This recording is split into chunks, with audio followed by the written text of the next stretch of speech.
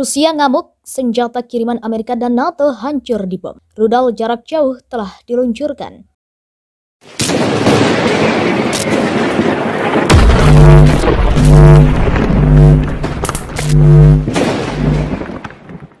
Pasukan militer Rusia semakin gencar melakukan serangan ke wilayah Ukraina memasuki bulan kedua invasi. Bahkan serangan Rusia kini dilakukan dengan rudal yang dapat seketika menghancurkan sasarannya. Baru-baru ini Rusia menghancurkan fasilitas senjata milik Ukraina yang dikirim oleh Amerika Serikat dan NATO. Bantuan persenjataan Amerika Serikat dan NATO ini seketika menjadi sia-sia bagi Ukraina karena keburu hancur sebelum digunakan. Puluhan kendaraan lapis baja hancur dan ratusan tentara Ukraina jadi korban. Diberitakan RIA Novosti, pasukan Dirgantara Rusia menonaktifkan terminal logistik di dekat Odessa yang menyimpan sejumlah besar senjata untuk tentara Ukraina, kata juru bicara Kementerian Pertahanan Igor Konashenkov dalam sebuah pengarahan. Sore ini rudal peluncuran udara jarak jauh presisi tinggi dari Angkatan Udara Rusia meluncurkan terminal logistik di lapangan terbang militer dekat Odessa, tempat sejumlah besar senjata asing yang diterima dari Amerika Serikat dan negara-negara Eropa disimpan, katanya. Hanya dalam sehari 22 fasilitas militer dihantam oleh senjata jenis ini, termasuk 2 pos komando dan pos pengamatan dan 1 pos komando brigade,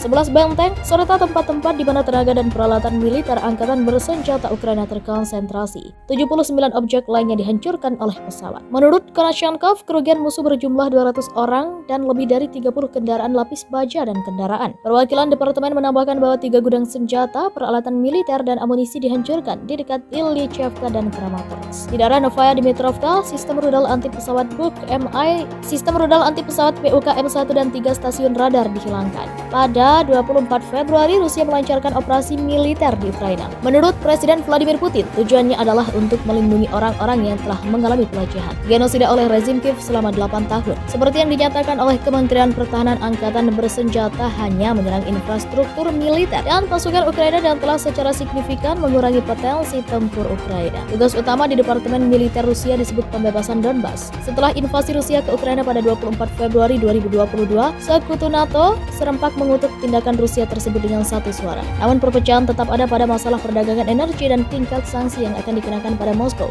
Yang lebih mengejutkan lagi, ternyata beberapa sekutu NATO diam-diam memasok senjata ke Rusia. Menurut sebuah laporan Uni Eropa, Prancis dan Jerman memberi Rusia 273 euro dalam perangkat keras militer yang sekarang kemungkinan digunakan di Ukraina. Menurut surat kabar harian Inggris The Telegraph, meskipun embargo Uni Eropa atas pasokan senjata ke Rusia diberlakukan setelah pencaplokan Crimea oleh Rusia tahun 2014. Dua sekutu NATO yang kuat mengirimkan bom, roket, rudal, dan senjata ke Moskow. Baik Prancis dan Jerman menjadi penengah antara Rusia dan Ukraina setelah aneksasi Crimea berdasarkan perjanjian Minsk. Melansir The Eurasian Times, Minggu 24 April 2022. Setelah ditemukan bahwa setidaknya 10 negara anggota mengekspor sekitar 350 juta euro perangkat keras ke rezim Vladimir Putin, Komisi Eropa terpaksa menutup celah tersebut. Perusahaan Jerman dan Prancis menyumbang 78% dari total ekspor militer. Sekitar 8 tahun yang lalu, Uni Eropa melarang penjualan langsung atau tidak langsung, pasokan, transfer atau ekspor ke Rusia senjata dan bahan terkait dari semua jenis, termasuk senjata dan amunisi, kendaraan dan peralatan paramiliter dan suku cadang. Namun, terlepas dari larangan tersebut, negara-negara dapat menjual peralatan senilai ratusan juta dolar ke Rusia dengan memanfaatkan celah yang memungkinkan kontrak yang ditandatangani sebelum 1 Agustus 2014 atau kontrak berikutnya yang akan membantu menutup perjanjian tersebut untuk dilanjutkan. Kanselir Jerman Olaf Scholz telah menunjukkan keengganan mempersenjatai Ukraina dengan senjata berkekuatan tinggi dan mematikan karena takut akan pembalasan dari Rusia. Namun komunitas Eropa yang sudah memobilisasi peralatan mutakhir untuk Ukraina tidak yakin. Di bawah tekanan, Jerman harus menghentikan jalur pipa Nord Stream 2, tetapi sekarang tampaknya akan menarik garis. Kritik terhadap Berlin telah berkembang pesat setelah terungkap bahwa perusahaan Jerman telah menggunakan celah dalam embargo UE pada ekspor senjata ke Rusia, menjual peralatan penggunaan ganda ke Moskow seharga 121 juta euro, termasuk senjata dan perlindungan khusus kendaraan. Menariknya, Jerman sebelumnya telah memanfaatkan celah dalam rezim embargo UE terhadap China untuk memasok mesin MTU untuk kapal selamnya, senjata yang diekspor ke Rusia oleh MS tahun 2015 hingga 2020. Belum lama berselang, pihaknya mengklarifikasi bahwa pihaknya tidak lagi melakukan bisnis dengan China, seperti yang diamati sebelumnya oleh Eurasian Times. Berlin membenarkan penggunaan ambiguitasnya dalam mengembargo senjata UE tahun 2014 dengan mengatakan bahwa produk tersebut hanya dikirim setelah Kremlin berjanji akan digunakan untuk tujuan sipil daripada tujuan militer. Di sisi lain, sebagai bagian dari 76 lisensi ekspor, Prancis juga bertekad untuk bertanggung jawab atas pengiriman senilai 152 juta euro ke Rusia. Menggunakan celah dalam embargo UE, Paris mengizinkan eksportir untuk menyelesaikan kontrak yang ditandatangani sebelum 2014. Bersama dengan bom, roket, dan torpedo, perusahaan Prancis mengirimkan kamera pencitraan thermal serta sistem navigasi untuk pesawat tempur, helikopter serang, dan tank Rusia. Sejak invasi Rusia dimulai pada 24 Februari, UE telah memberlakukan batasan tambahan pada ekspor barang penggunaan ganda ke Moskow yang secara efektif menutup celah tersebut. Namun, pengecualian atas penjualan persenjataan yang telah disepakati sebelumnya ke Rusia tidak dicabut sampai paket sanksi kelima blok tersebut. Sore ini, rudal peluncuran udara jarak jauh presisi tinggi dari Angkatan Udara Rusia meluncurkan terminal logistik di lapangan terbang militer dekat Odessa, tempat sejumlah besar senjata asing yang diterima dari Amerika Serikat dan negara-negara Eropa disimpan, katanya. Hanya dalam sehari, 22 fasilitas militer dihantam oleh senjata jenis ini, termasuk 2 pos komando dan pos pengamatan dan 1 pos komando brigade,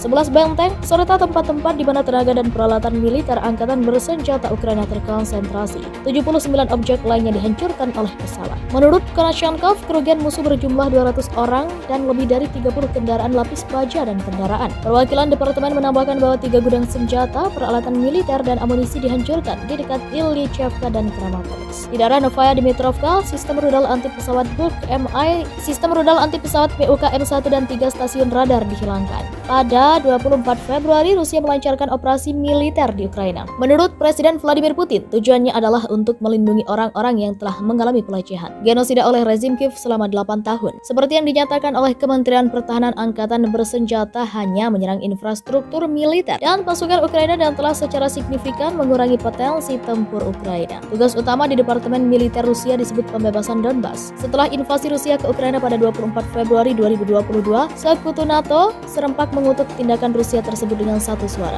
Namun perpecahan tetap ada pada masalah perdagangan energi dan tingkat sanksi yang akan dikenakan pada Moskow. Yang lebih mengejutkan lagi, ternyata beberapa sekutu NATO diam-diam memasok senjata ke Rusia. Menurut sebuah laporan Uni Eropa, Prancis dan Jerman memberi Rusia 273 euro dalam perangkat keras militer yang sekarang kemungkinan digunakan di Ukraina. Menurut surat kabar harian Inggris di Telegraph, meskipun embargo Uni Eropa atas pasokan senjata ke Rusia diberlakukan setelah pencaplokan Crimea oleh Rusia tahun 2014, dua sekutu NATO yang kuat mengirimkan bom, roket, rudal, dan senjata ke Moskow. Baik Prancis dan Jerman menjadi penengah antara Rusia dan Ukraina setelah aneksasi Crimea berdasarkan perjanjian Minsk. Melansir The Eurasian Times, Minggu 24 April 2022. Setelah ditemukan bahwa setidaknya 10 negara anggota mengekspor sekitar 350 juta euro perangkat keras ke rezim Vladimir Putin, Komisi Eropa terpaksa menutup celah tersebut. Perusahaan Jerman dan Prancis menyumbang 78% dari total ekspor militer